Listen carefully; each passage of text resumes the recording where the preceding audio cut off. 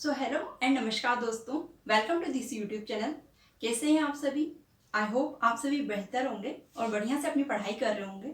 Friends, आज जिस विषय के बारे में मैं आपसे चर्चा करने जा रही हूँ वो है हिंदी विषय। काफ़ी महत्वपूर्ण विषय है। यदि आप प्रतियोगिता परीक्षा की तैयारी कर रहे हैं तो आप जानते ही होंगे कि हिंदी से रिलेटेड कितने अधिक क्वेश्चन एग्जाम्स में पूछने लगे हैं। काफ़ी महत्वपूर्ण हो गया है ये सब्जेक्ट, क्योंकि मैक्सिमम जितनी भी एग्जाम्स कंडक्ट की जा रही हैं उनमें हिंदी से रिलेटेड क्वेश्चन, हिंदी व्याकरण से रिलेटेड क्वेश्चन पूछे ही जा रहे हैं। सो फ्रेंड्स, हम धीरे धीरे करके जितनी भी हिंदी व्याकरण है उसके जितने भी टॉपिक्स हैं जो एग्जाम्स में पूछे जा रहे हैं उन्हें कवर करेंगे। सो फ्रेंड्स, आज से हम स्टार्ट करते हैं हिंदी भाषा एवं व्याकरण। मैं चाहूंगी कि आप अपने नोट्स मेरे साथ में प्रिपेयर करते जाएं, क्योंकि हम पूरी व्याकरण को क्लियर करेंगे यहाँ पर, जो भी महत्वपूर्ण है। हिंदी भाषा एवं व्याकरण।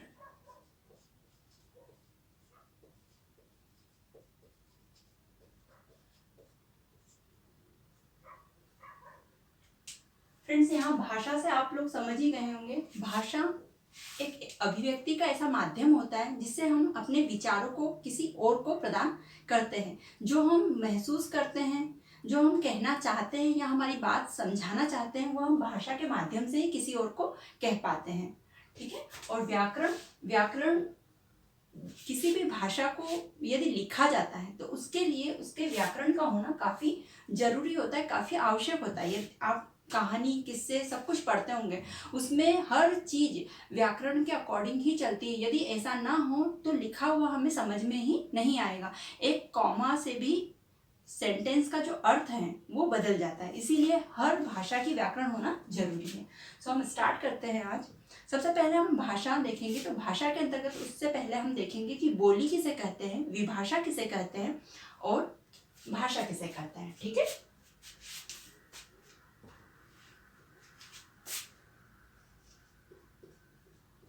बोली, विभाषा एवं भाषा।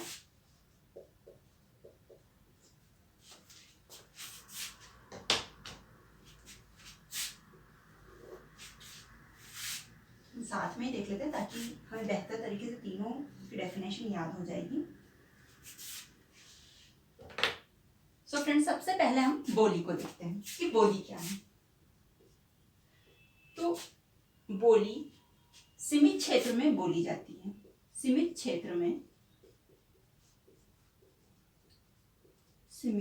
क्षेत्र में बोली जाने वाली भाषा या अभिव्यक्ति का साधन। अभिव्यक्ति का साधन है। ठीक है। सीमित क्षेत्र में। ठीक है फ्रेंड्स, यहाँ सीमित क्षेत्र से हमें क्या समझ में आता है? यदि आप सपोज ये आपका राज्य है, आप किसी भी राज्य में रह रहे हैं, है ना, वहां पर ऐसा तो नहीं है आप पूरे राज्य में रह रहे हैं, वहां के किसी पर्टिकुलर एरिया में रह रहे हैं, है ना। यदि आप गांव से बिलोंग करते हैं तो आप बेहतर तरीके से समझेंगे। यदि आप किसी गांव में रहते हैं तो वहां, जिस गांव में आप रहते हैं, वहां की एक पर्टिकुलर लैंग्वेज होती है जिससे हम अपने विचारों का आदान प्रदान करते हैं। ठीक है। जो सीमित क्षेत्र के लोग ही बोलते हैं। आप उस क्षेत्र से बाहर निकलेंगे तो आप अभिव्यक्ति का माध्यम, अभिव्यक्ति का साधन किसी और भाषा या को देखेंगे। ठीक है। तो ये सीमित क्षेत्र में बोली जाती है। ठीक है। तो ये क्या कहलाती है? सीमित क्षेत्र में बोली जाने वाली भाषा या अभिव्यक्ति का माध्यम बोली कही जाती है। आई होप आपको समझ में आ गया होगा।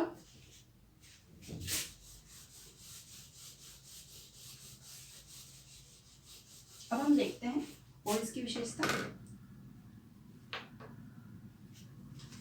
बोली जो होती है, बोली का न तो कोई इसकी मानक व्याकरण होती है, न ही कोई मानक साहित्य होता है। मानक व्याकरण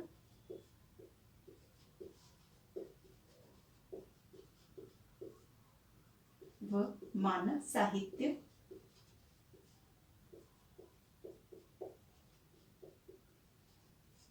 नहीं होता है।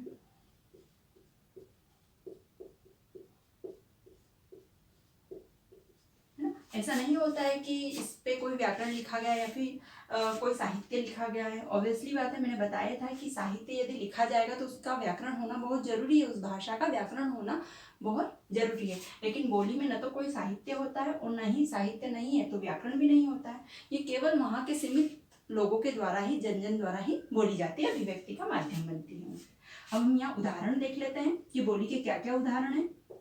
तो बोली में आ जाएगा जैसे कि मालवी, है ना, मध्य प्रदेश के जो मालवा क्षेत्र है वहां बोली जाती है केवल वहीं के लोगों के द्वारा। निमाड़ी, निमाड़ क्षेत्र में, केवल निमाड़ क्षेत्र में बोली जाती है, ठीक है, इसलिए बोली है ये, सीमित क्षेत्र में बोली जाती है। छत्तीसगढ़ी,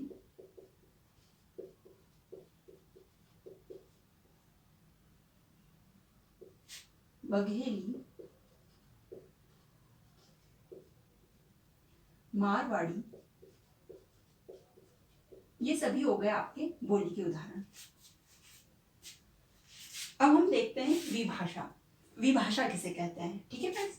तो यहाँ पर क्या था, सीमित क्षेत्र में बोली जाने वाली भाषा या अभिव्यक्ति का साधन बोली कहलाता है। विभाषा का जो क्षेत्र होता है वो बोली से थोड़ा बड़ा होता है, थोड़ा अधिक होता है, थोड़ा व्यापक होता है। तो क्या लिखेंगे हम यहाँ पे, विभाषा का क्षेत्र बोली से व्यापक होता है, ठीक है फ्रेंड्स। इसे हम कुछ ऐसे समझेंगे जिसे हमने पहले समझा था, ये राज्य है आपका और ये सीमित क्षेत्र में, सीमित क्षेत्र में आपकी बोली बोली जा रही थी, ठीक है। जैसे हमने ये बताया था कि सीमित क्षेत्र में बोली बोली जा रही है। लेकिन जो विभाषा है, विभाषा का जो क्षेत्र होता है वो क्या होता है, थोड़ा बड़ा होता है, ठीक है। हो सकता है कि ये गांव विभाषा जो बोली जा रही है उसके अंतर्गत ही आए, तो विभाषा का क्षेत्र क्या हो जाएगा, बोली की अपेक्षा थोड़ा बड़ा हो जाएगा, ठीक है फ्रेंड्स। इस उदाहरण से हम अच्छे से समझ सकते हैं कि विभाषा का क्षेत्र बोली से क्या हो गया है, व्यापक हो गया है, बड़ा हो गया है।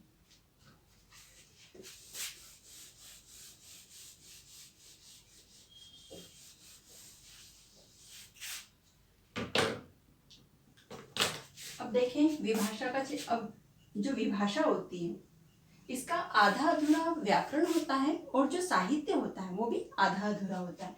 मतलब कहीं कहीं पर विभाषा में भी साहित्य पाया गया है और व्याकरण भी इसका होता है आधा। साहित्य है तो व्याकरण तो हो गए, तभी साहित्य लिखा गया है इसमें।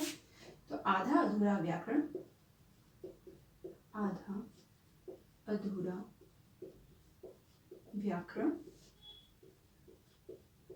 व साहित्य मिलता है,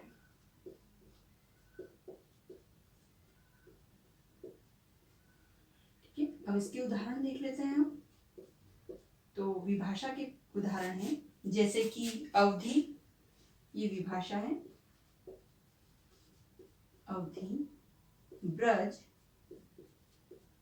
बुंदेली, ठीक है फ्रेंड्स। आपने सूरदास जी और तुलसीदास जी, इनके बारे में सुना ही होगा, इन्हें तो आपने पढ़ा ही होगा स्कूल में ही, इनके बारे में हम जीवन परिचय वगैरह पढ़ते हैं। सो फ्रेंड्स, इनकी जो साहित्य इन्होंने लिखा है वो कहीं ना कहीं हमें अवधी भाषा, ब्रज और बुंदेली भाषा में मिलता ही है। सो ये साहित्य लिखे हुए हैं विभाषा में, ठीक है फ्रेंड्स। ये हो गई आपकी विभाषा। अब हम देख लेते हैं भाषा को।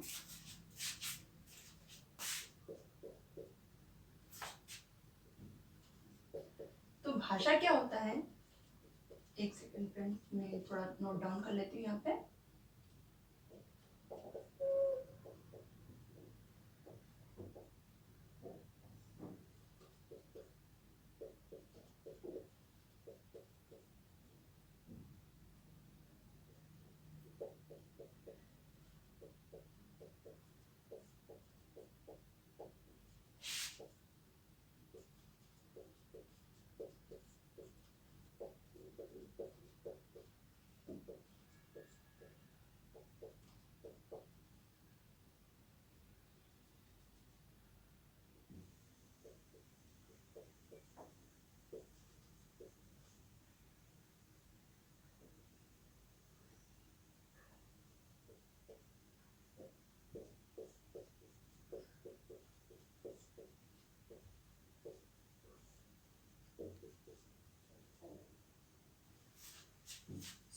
डेफिनेशन क्या हो जाएगी, अभिव्यक्ति का माध्यम या विचार का आदान प्रदान, विचारों को आदान प्रदान करने का साधन। भाषा को क्या कहा जाता है, उस साधन को, उस माध्यम को क्या कहा जाता है, भाषा कहा जाता है।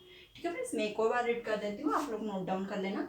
अभिव्यक्ति का माध्यम या विचारों को आदान प्रदान करने का साधन भाषा कहलाता है, भाषा कहा जाता है, उसे भाषा कहते हैं। ठीक है, इसका जो क्षेत्र होता है काफी व्यापक होता है, व्यापक स्तर पर बोला जाता है। ये इवन हम कह सकते हैं, हम जिस देश में निवास करते हैं उस देश में वो उस भाषा का अभिव्यक्ति का माध्यम हो सकती हो, इतना व्यापक क्षेत्र होता है। या हम किसी राज्य में रहते हैं या हम किसी देश में रहते हैं तो इतने बड़े स्तर पे भी जिस अभिव्यक्ति के साधन का उपयोग किया जाता है विचारों के विनिमय हेतु, तो वो भाषा होती है। ठीक है फ्रेंड्स, इसका जो क्षेत्र होता है व्यापक क्षेत्र होता है, व्यापक क्षेत्र होता है। ठीक है, इसका मानक व्याकरण, मानक व्याकरण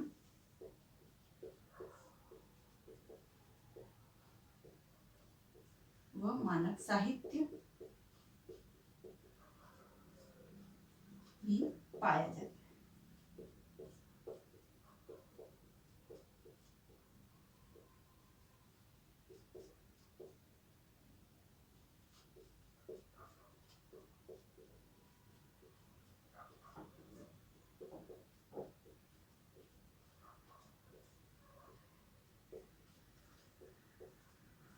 ठीक है फ्रेंड्स, तो इसका क्या होता है, इसका क्षेत्र जो होता है वो व्यापक होता है। मानक व्याकरण व मानक साहित्य भी पाया जाता है भाषा का। उदाहरण के लिए हिंदी, तमिल, तेलुगु। फ्रेंड्स, यदि हम हिंदी की बात करें तो आपने कई रचनाएं पढ़ी होगी हिंदी में, तो इसकी एक, और हम पढ़ भी रहे हैं हिंदी विषय जिसमें हम व्याकरण पढ़ रहे हैं, तो व्याकरण, इसकी व्याकरण है ना। जो भाषा हिंदी क्या है, एक भाषा है जो राष्ट्र स्तर पर बोली जाती है। ठीक है, तो हिंदी एक भाषा है और जिसका मानक व्याकरण व मानक साहित्य भी पाया जाता है। सो फ्रेंड्स, हमने देख लिया है बोली किसे कहते हैं, विभाषा और भाषा के बारे में हमने जाना। अब हम देखते हैं राष्ट्रभाषा किसे कहते हैं और राजभाषा किसे कहा जाता है। ठीक है फ्रेंड्स, आप इसे नोट डाउन कर लीजिएगा, इसी तरीके से टेबुलर फॉर्म में लिखिएगा ताकि ये बेहतर तरीके से आपको समझ में आए और याद रहे। ठीक है फ्रेंड्स, तो आप नोट डाउन कर लेना इसे। अब हम देखते हैं राष्ट्रभाषा और राजभाषा।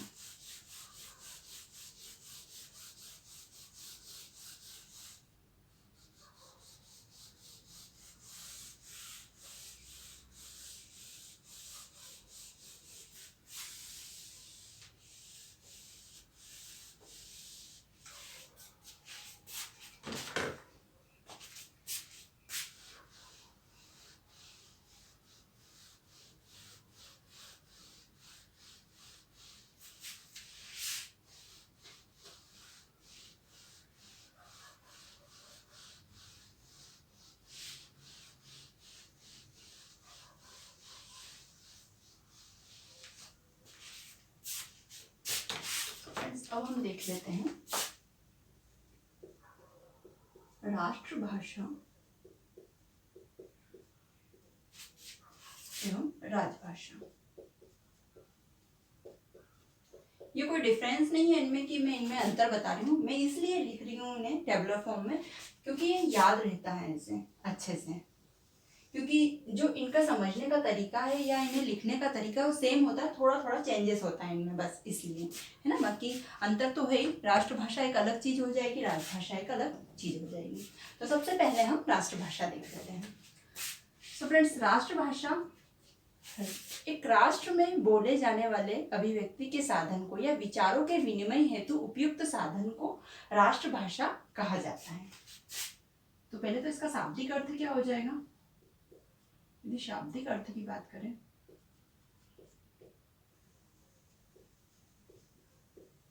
तो राष्ट्र की प्रजा द्वारा बोले जाने वाली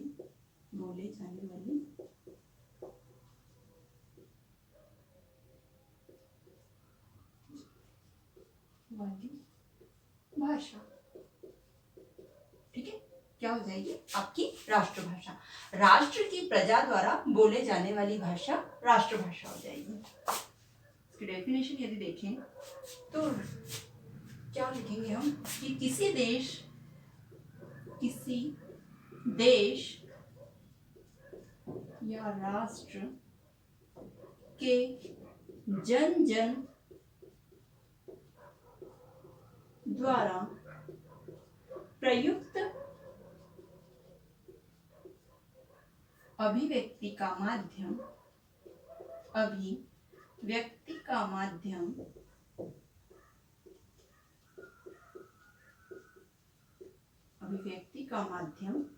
क्या कहलाता है, राष्ट्रभाषा कहलाता है, राष्ट्रभाषा कहा जाता है, राष्ट्रभाषा कहलाती, राष्ट्रभाषा कहलाती है।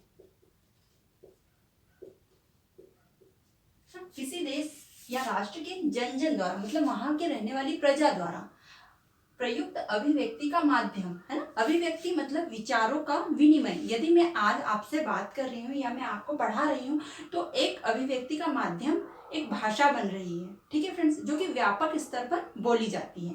तो व्यापक स्तर पर बोली जाती है मतलब देश और राष्ट्र में बोली जाती है हर व्यक्ति के द्वारा, तो वो क्या कहलाएगी आपकी राष्ट्रभाषा। वो वाली भाषा क्या कहलाएगी आपकी राष्ट्रभाषा कहलाएगी, क्योंकि काफी व्यापक स्तर हो जाता है इसका। राष्ट्र मतलब पूरा देश बोलता है वो भाषा, ठीक है, राष्ट्रभाषा कहलाती है। यदि हम इसका एग्जाम्पल देखें तो इसका एग्जाम्पल हो जाएगा, इसका उदाहरण हो जाएगा, जैसे भारत देश की राष्ट्रभाषा, भारत देश में अभिव्यक्ति का साधन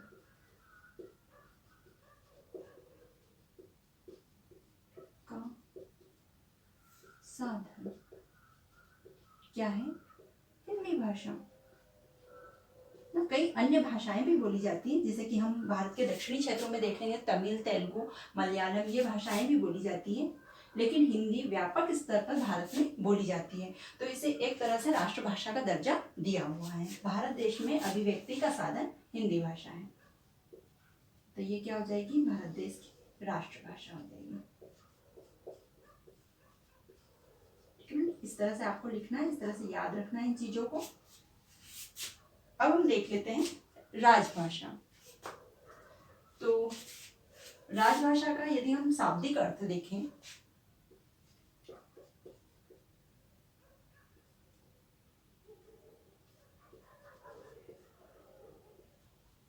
शाब्दिक अर्थ हो जाएगा राजकाज की भाषा, राजकाज की भाषा, ठीक है फ्रेंड्स। और डेफिनेशन यदि देखें तो किसी देश में राजकीय कार्यों हेतु प्रयुक्त भाषा, राजकीय कार्य मतलब प्रशासनिक कार्य, जो भी सरकारी कार्य होते हैं उनमें जो भाषा प्रयुक्त की जाती है उसे राजभाषा कहा जाता है। किसी देश या राष्ट्र के राजकीय या प्रशासनिक कार्यों हेतु प्रयुक्त भाषा क्या हो जाएगी, राजभाषा हो जाएगी, ठीक। किसी देश या राष्ट्र के राजकीय प्रशासनिक कार्यों हेतु प्रयुक्त भाषा राजभाषा हो जाएगी, राजभाषा कहलाती है। फिर इसमें दूसरा पॉइंट हो जाएगा एक कि राजभाषा को संवैधानिक मान्यता प्राप्त होती है, संवैधानिक मान्यता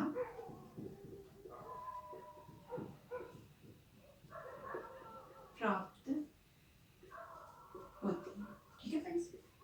एक संवैधानिक मान्यता प्राप्त होती है राजभाषा को, तभी उसी भाषा में सारे राजकीय कार्य, सारे प्रशासनिक सरकारी कार्य किए जाते हैं। कोई भी नोटिस होता है या फिर सर्वोच्च न्यायालय या फिर उच्च न्यायालय द्वारा या किसी भी तरह का सरकारी नोटिस होता है वो इस राजभाषा में ही लिखा जाता है। सो फ्रेंड्स, इसलिए इसे संवैधानिक मान्यता प्राप्त होती है। उदाहरण देख लें। उदाहरण जैसे भारत की राजभाषा,